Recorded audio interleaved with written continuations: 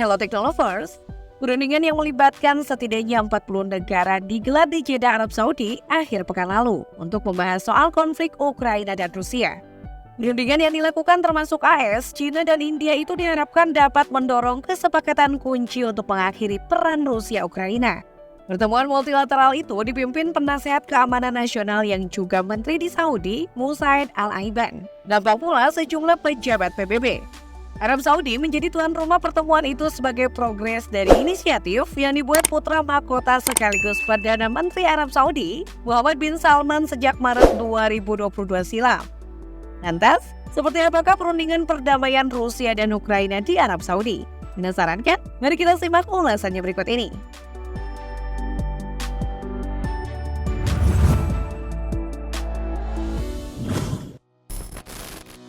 Pertemuan 3 hari di Jeddah. Seorang pejabat senior Ukraina seperti dilansir Reuters mengatakan perundingan di Jeddah itu telah berlangsung produktif. Sementara Moskow menyebut pertemuan itu sebagai upaya yang gagal.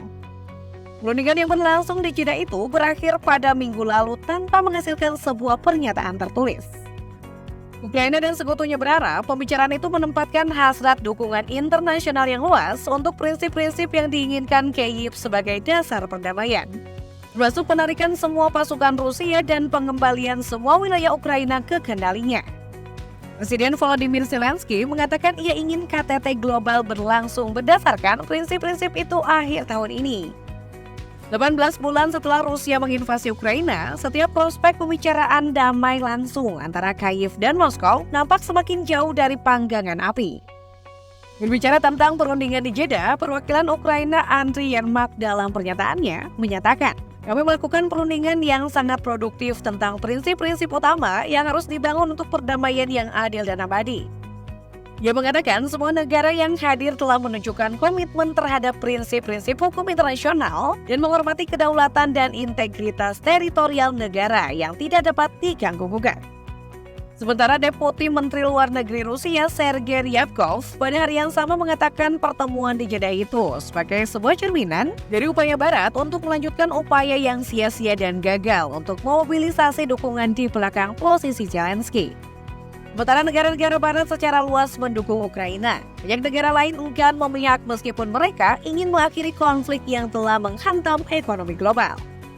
Para analis menilai partisipasi China yang menjauh dari putaran perundingan sebelumnya di Copenhagen dan telah menghindari seruan Barat untuk mengutuk invasi Rusia, mengisyaratkan kemungkinan perubahan dalam pendiriannya tetapi bukan perubahan besar. Diplomat Barat juga menekankan peran Arab Saudi dalam mengumpulkan kelompok negara yang lebih luas untuk ambil bagian, memanfaatkan hubungannya yang berkembang dengan Beijing dan hubungannya yang berkelanjutan dengan Moskow dan Kyiv. Yermak menyatakan sudut pandang yang berbeda muncul selama pembicaraan di Arab Saudi, menyebut hal itu sebagai percakapan yang sangat jujur dan terbuka. Dia juga mengatakan semua negara yang hadir telah menunjukkan komitmen terhadap prinsip-prinsip hukum internasional dan menghormati kedaulatan dan integritas teritorial negara yang tidak dapat diganggu-gugat. Ukraina telah mengusulkan formula perdamaian 10 poin.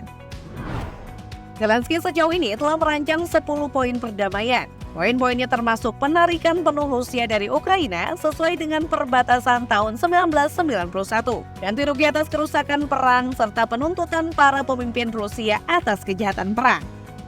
Namun ide ini ditolak mentah-mentah oleh Kremlin. Moskow yang telah membuka keran diskusi mengatakan perundingan harus didasarkan pada realitas baru, termasuk pengakuan atas 20% wilayah Ukraina yang telah dicaplok Kremlin. Alexander Maresko, anggota parlemen Ukraina dan ketua Komite Urusan Luar Negeri badan itu, menduga bahwa penolakan Rusia atas proposal Zelensky didasarkan pada asumsi bahwa Moskow memang sengaja ingin menjajah Ukraina. Sementara itu, upaya diplomasi dalam perang Rusia-Ukraina sendiri saat ini banyak melibatkan negara-negara berkembang di belahan bumi selatan. Menteri Luar Negeri Ukraina Dmytro Kuleba berada di garis depan kampanye hubungan masyarakat Kyiv untuk mempengaruhi negara-negara ini dari Rusia. Presiden Brasil Lula da Silva Rabu lalu mengatakan baik Putin maupun Zelensky tidak siap untuk pembicaraan damai yang sebenarnya. Meski demikian, sebuah sumber dari delegasi Ukraina mengatakan kepada Al Arabiya dan Al Hadad bahwa proposal 10 poin tersebut Pertemuan 2 hari itu merupakan bagian dari dorongan diplomatik oleh Ukraina untuk membangun dukungan di luar komunitas negara-negara Barat, dengan menjangkau negara-negara global South untuk membantu mencapai solusi atas konflik yang telah memukul ekonomi global. Kantor Presiden Ukraina Volodymyr Zelensky mengatakan pekan ini bahwa pertemuan itu akan berfokus pada formula perdamaian 10 poin yang menyerukan penarikan penuh pasukan Rusia dari wilayah Ukraina. Pertemuan Jeddah Arab Saudi mengikuti pembicaraan di Copenhagen pada Juni 2023 yang dirancang untuk menjadi informal dan tidak menghasilkan pernyataan resmi. Jerman ingin upaya diplomatik untuk perdamaian Ukraina. Kanselir Jerman Olaf Scholz menyerukan lebih banyak upaya diplomatik untuk proses perdamaian Ukraina. Ia memuji upaya Arab Saudi baru-baru ini yang mengundang puluhan negara guna membahas perdamaian di Ukraina. Menurutnya, pembicaraan tentang perdamaian Ukraina yang digelar di Jeddah Arab Saudi pada 5 hingga 6 Agustus 2023 lalu sangat penting. Perwakilan dari sekitar 40 negara berpartisipasi dalam pembicaraan di Jeddah. Amerika Serikat, AS, China termasuk Jerman turut mengutus wakilnya ke pertemuan tersebut. Namun, Rusia tak diundang ke pembicaraan itu. Menurut Olaf Scholz, partisipasi China dalam pembicaraan damai Ukraina sangat penting. Beijing kemungkinan merupakan mitra internasional terpenting Rusia dan sudah menyatakan netral dalam konflik Rusia-Ukraina. Kendati demikian, ia mendorong perundingan agar peperangan antara kedua negara tersebut dapat segera berakhir. Pada peringatan 1 tahun perang Rusia-Ukraina pada 24 Februari 2023 lalu, China merilis dokumen bertajuk China's Position on the Political Settlement of the Ukraine Crisis. Dokumen itu berisi 12 poin usulan China untuk menyelesaikan konflik Rusia-Ukraina. Secara ringkas, ke-12 poin tersebut yakni menghormati kedaulatan semua negara, meninggalkan mentalitas perang dingin, menghentikan permusuhan, lanjutkan pembicaraan damai, menyelesaikan krisis kemanusiaan, lindungi warga sipil dan tahanan perang, menjaga keamanan pembangkit listrik tenaga nuklir, mengurangi risiko strategis seperti penggunaan senjata nuklir dan senjata kimia, memfasilitasi ekspor gandum, menghentikan sanksi sepihak, menjaga stabilitas industri dan rantai pasok, serta mempromosikan rekonstruksi pasca konflik. Putin tidak tolak berunding dengan Ukraina. Sebelumnya, Presiden Rusia Vladimir Putin mengatakan inisiatif dari negara-negara Afrika dapat menjadi dasar bagi perdamaian di Ukraina. Namun katanya, serangan-serangan Ukraina membuat hal ini sulit untuk direalisasikan.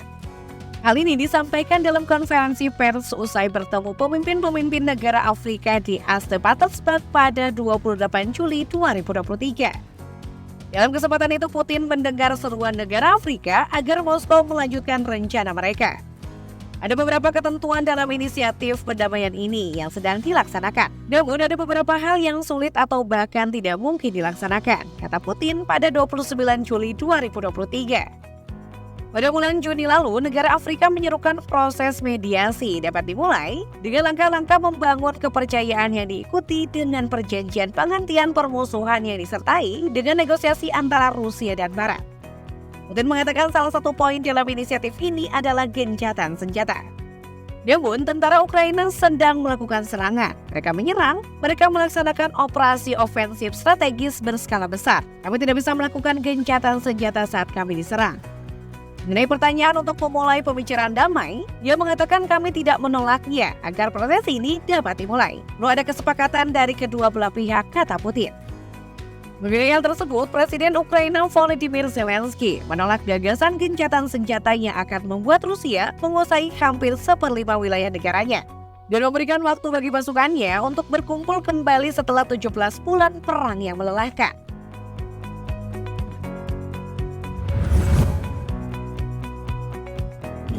Itulah tadi ulasan mengenai perundingan damai Rusia-Ukraina di Saudi. Menurut Technovers, gimana nih? Tulis pendapat kalian di kolom komentar ya.